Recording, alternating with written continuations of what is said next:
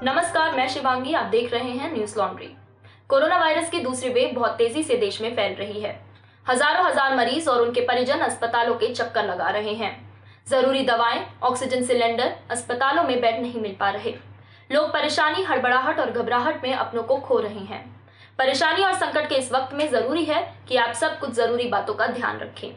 कुछ जरूरी नंबर आपके पास होने चाहिए, मसलन एम्बुलेंस सेवा, नजदीकी अस्पताल का नंबर, जिस जिले में आप रहते हैं उस जिले के मजिस्ट्रेट दफ्तर का number, plasma bank, Covid helpline number आदि। आज जब बड़ी संख्या में लोग कोरोना के चलते बीमार पड़ रहे हैं, तब अक्सर लोगों को ये पता ही नहीं रहता कि इलाज की प्रक्रिया क्या है। ईश्वर ना करे अगर किसी की मौत हो जाए तो अक्सर लोगों को ये पता नहीं होता कि अंतिम संस्कार की प्रक्रिया क्या है।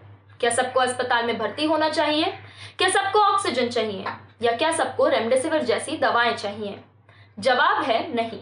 इस वीडियो के जरिए हम आज आपके सामने कोविड से जुड़ी इसी तरह की कुछ मूलभूत जानकारियां साझा करने जा रहे हैं। ये जरूरी बातें जान लें और खुद के साथ दूसरों की भी मदद करें। सबसे पहली बात तो है कि कोरोना के लक्षण क्या हैं। बुखार, सांस लेने में दिक्कत, शरीर में अकड़न, गले में खराश, हल्की सूखी खांसी, ये कोरोना वायरस के सबसे आम लक्षण हैं। अगर आपको इनमें से कोई भी लक्षण दिखता है तो सबसे पहले अपना कोविड टेस्ट कराएं। इन दिनों मरीजों की बड़ी तादाद के चलते RT-PCR टेस्ट की रिपोर्ट भी 3 से 4 दिनों में आ रही है। ऐसे में आप अपनी रिपोर्ट का इंतजार ना करें, बल्कि खुद को आइसोलेट कर लें और अपने डॉक्टर के संपर्क में आएं। वो आपको शुरुआती दवाओं के साथ इलाज शुरू कर सकता है।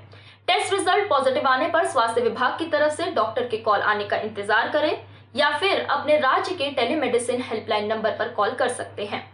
चिकित्सा सलाह के लिए दिल्ली सरकार की टेलीमेडिसिन हेल्पलाइन नंबर 61193786 पर कॉल कर सकते हैं। ज्यादातर मरीजों को अस्पताल जाने की जरूरत नहीं पड़ती, वो घर पर ही आसानी से ठीक हो जाते हैं। दिल्ली सरकार ने 17 दिनों का आइसोलेशन का पीरियड रखा है, कुछ राज्य में ये 15 दिन है। इस बीच अपने पास एक पल्स ऑक्सीमीटर रखें। दिन में 3 से 4 बार अपना ऑक्सीजन लेवल और पल्स रेट जांचते रहें। अगर शरीर का ऑक्सीजन लेवल 95% से लगातार कम होने लगे, तब आपको तुरंत अस्पताल जाना चाहिए। तुरंत एम्बुलेंस के लिए 102 पर कॉल करें और अपने नजदीकी कोविड अस्पताल जाएं। जिन मरीजों को लंबे समय से डायबिटीज, हाइपरटेंशन, कैंसर, लंग्स या किडनी की बीमारी है, या गर्भवती हैं, या जिनकी आयु 65 वर्ष से अधिक है, उन्हें कोविड संक्रमित होने पर तुरंत अस्पताल में भर्ती करना चाहिए। अब जानते हैं डिस्चार्ज होने की प्रक्रिया कैसी होती है। मरीज को 3 कैटेगरी में बांटा गया है। पहला, गले में खराश और हल्के बदन दर्द वाले माइल्ड पेशेंट। दूसरा, निमोनिया और गिरते ऑक्सीजन लेवल वाले मॉडरेट पेशेंट। और तीसरा, गंभीर मरीज जिनको दोनों फेफड़ों में निमोनिया हो चुका है और शरीर का ऑक्सीजन लेवल गिरने से सांस लेने में तकलीफ हो रही है। माइल्ड पेशेंट्स को घर पर क्वारंटीन किया जाता है। ऐसे मामलों में मरीज के तापमान और ऑक्सीजन लेवल की नियमित जांच की जाती है। लक्षण आने के 10 दिनों के बाद मरीज को छुट्टी दी जा सकती है, बशर्ते 3 दिन तक फीवर ना आए। ऐसे मामलों में डिस्चार्ज करने के लिए टेस्ट करने की आवश्यकता नहीं होती। डिस्चार्ज के समय मरीज को सलाह दी जाती है कि वो अगले 7 दिन तक घर पर आइसोलेशन में रहें और अपने स्वास्थ्य की खुद निगरानी करें।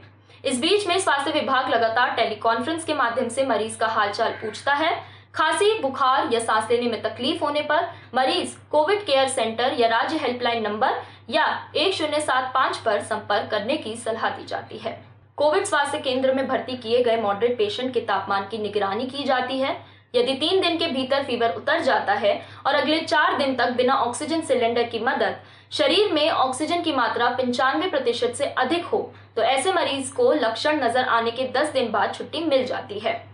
डिस्चार्ज होने के पहले किसी टेस्ट की जरूरत नहीं है।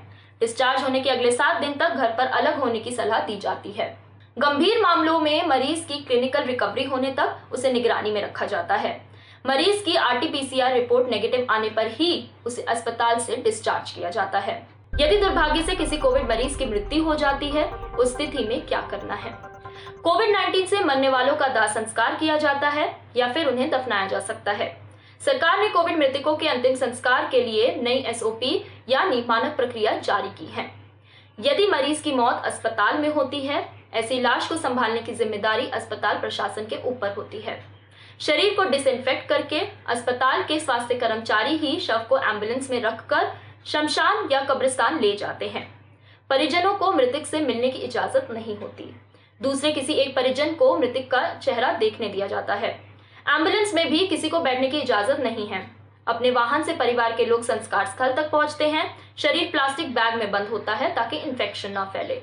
एम्बुलेंस को भी बाद में सैनिटाइज किया जाता है। यदि कोविड मरीज की मृत्यु कोविड केयर, कोविड स्वास्थ्य केंद्र या कोविड परीक्षण केंद्र में होती है, ऐसे में जिला मजिस्ट्रेट वैन भिजवाता है। ये वैन शव को पास के कोविड अस्पताल में ले जाती है, जहां शव को अंतिम संस्कार के लिए तैयार किया जाता है। अगर कोविड मरीज की लाश के साथ कोई रिश्तेदार नहीं होता, ऐसे में लाश को अस्पताल की मॉर्चरी में रखा जाता है और डिसइंफेक्ट किया जाता है। यदि मरीज की मौत घर पर ही हो जाती है तो परिजनों को तुरंत अपने क्षेत्र के जिला मजिस्ट्रेट कार्यालय को इसकी सूचना देनी होती है। जिला मजिस्ट्रेट तुरंत जिले के नजदीकी अस्पताल को सूचित करेंगे, जिसके बाद अस्पताल से स्वास्थ्य कर्मचारी घर पर आकर शव को सरकारी दिशा निर्देशों के अनुसार अस्पताल ले जाते हैं और फिर दाह संस्कार के लिए शव को तैयार किया जाता है।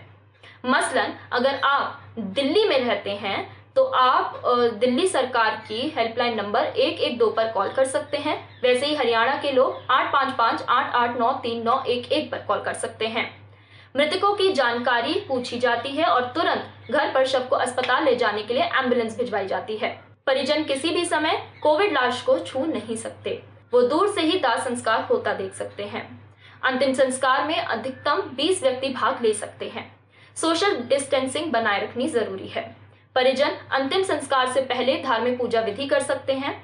60 से ऊपर 10 वर्ष से कम आयु के बच्चे और उनको जिनको सांस लेने में तकलीफ होती है, ऐसे लोग अंतिम संस्कार में भाग नहीं ले सकते।